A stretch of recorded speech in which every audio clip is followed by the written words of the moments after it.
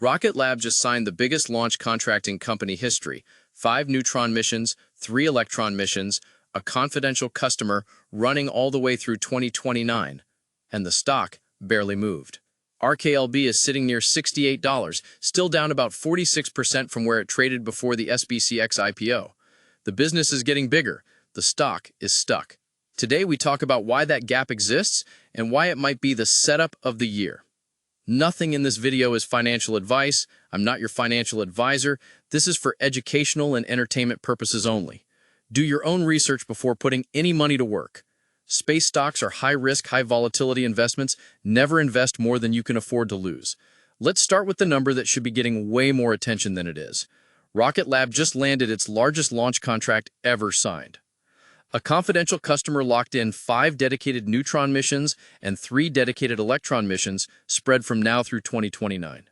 That single deal pushes Rocket Lab's total manifest past 70 missions and its backlog above $2.2 billion, roughly 4 times this year's guided revenue of $580 to $620 million. And the stock reaction? Basically nothing. RKLB is trading around $67, $68 in pre-market this morning versus $124 before the SPCX IPO. That's down about 46% on a company that just posted its best contract news ever. Here's why. When SPCX came public, it pulled a wave of capital straight out of the small-cap space names and into that one ticker, which now trades around $125. 19 of 26 publicly traded space stocks are down 30 to 55%, even though the businesses underneath kept getting stronger. That's the setup. Fundamentals moving one direction, stock price moving the other. Pair that gap with a real catalyst, which we're getting into next, and that's usually when smart money starts paying attention again. Let's get into what's actually happening on the engineering and contracting side, because this is where the real story lives. First, the new mega contract. 5 Neutron launches plus 3 Electron launches for one customer is a massive vote of confidence for a rocket that hasn't even flown yet. Neutron is Rocket Lab's new medium-lift rocket, built to go head-to-head with Falcon 9 in the reusable, mid-size payload class with a maiden flight targeted for the 4th quarter of this year. Signing 5 dedicated missions before that first flight tells you the customer trusts Rocket Lab's execution track record enough to bet on it. That track record comes from Electron, already the most flown small-sat launch vehicle outside of SpaceX's own fleet.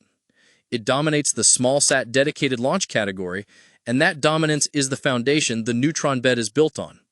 Second, Rocket Lab signed a $30 million contract with Anduril, the defense technology company, for 3 HASTE launches out of Launch Complex 2 in Virginia.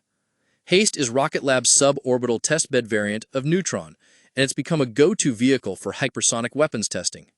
Anduril is one of the fastest-growing defense contractors in the country, and landing them as a repeat customer plugs Rocket Lab straight into the defense tech build-out happening across the Pentagon's budget. Third, Rocket Lab was selected, alongside Raytheon, for the U.S. Space Force's space-based Interceptor program, a next-generation missile defense architecture. Getting selected alongside a prime contractor like Raytheon is a serious credibility marker. It tells you the Pentagon sees Rocket Lab as a systems partner, not just a launch provider. And all of this stacks on top of deals already locked in. An $816 million Space Development Agency contract for TRK-T3 tracking satellites, plus $190 million in existing HASTE awards. Those are fully intact. The new deals are additive, not replacements.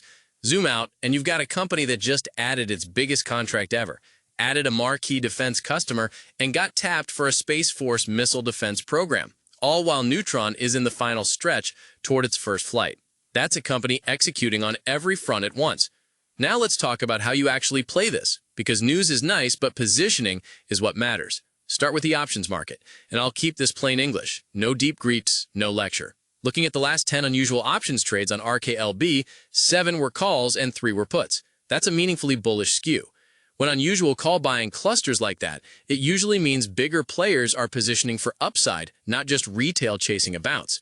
Those calls are clustering mostly in the $70 to $80 strike range, with expirations running from as soon as July 31st out to December 2028. That spread tells you 2 stories are being played at once. The near-term expirations are likely riding the current contract news momentum. The multi-year expirations are almost certainly Neutron bets. Traders betting that once Neutron flies and starts generating revenue, RKLB becomes a fundamentally different stock. So here are two ways to structure a trade around this. The first is the simple version, a straight stock position. You're buying RKLB here around $67, $68 because you believe this is capital rotation, not a broken business. You're not timing the exact bottom. You're building a position ahead of the Neutron maiden flight in the fourth quarter, treating that flight as the catalyst that pulls capital back from SPCX. Lower complexity, lower stress, and you let it play out over months, not days. The second is the options version, for defined risk and more moving pieces. A call spread, buying a call near the $70 strike and selling a further out call, say 85 or 90, against it targets that Neutron test milestone with a known max loss and a capped but attainable upside. A longer-dated single call out toward those December 2028 expirations is a multi-year bet on Neutron's commercial success without tying up the capital of owning shares outright. Either way, the trade-off is simple. If the stock doesn't move by expiration or moves the wrong way, the premium you paid is at risk. Size these small relative to your overall portfolio. One more comparison worth making. RKLB versus SPCX. SPCX around $125 is priced largely on SpaceX's private valuation flowing through to public secondary exposure. RKLB is a different animal entirely, a fully public, fully reporting company with real quarterly revenue, real backlog, and contracts you can read about the same day they're signed. For context, ASTS trades around $57.80, dealing with its own version of this same rotation dynamic. The pattern across the sector is consistent. SPCX pulled the spotlight in the capital, while the operating companies underneath, Rocket Lab included, kept executing like nothing changed. That disconnect between operating reality and stock price tends to resolve once a hard catalyst forces the market to look again. Neutron's maiden flight in the fourth quarter is that catalyst. Let's talk about what could go wrong, because I want to be straight with you. Neutron is a brand new rocket, and first flights fail more often than they succeed. That's just the honest base rate across the industry. If the fourth quarter maiden flight slips or the first attempt doesn't go well, RKLB could stay compressed longer or take another leg down on sentiment alone. The capital rotation into SPCX is a real macro force with no scheduled end date. Money can stay parked there longer than fundamentals suggest is rational. Being right early and being profitable aren't the same thing, so position sizing and patience both matter. And even big wins, like the Space Force selection, can move slower than headlines suggest or face budget delays. Contract wins are real, but revenue recognition isn't always fast. Here's the takeaway. Rocket Lab just posted its biggest contract in company history, added a marquee defense customer and Anduril, and got selected for a serious Space Force program, all while the stock sits down 46% from its pre-SPCX highs. That gap between the business and the stock is the whole trade. Whether you play it with shares or options, the Neutron maiden flight in the fourth quarter is the catalyst likely to force the market to close that gap. If this breakdown on Rocket Lab, Neutron, and the capital rotation story was useful to you, hit subscribe. We cover space investing every week, the missions, the money, and the moments that move the market.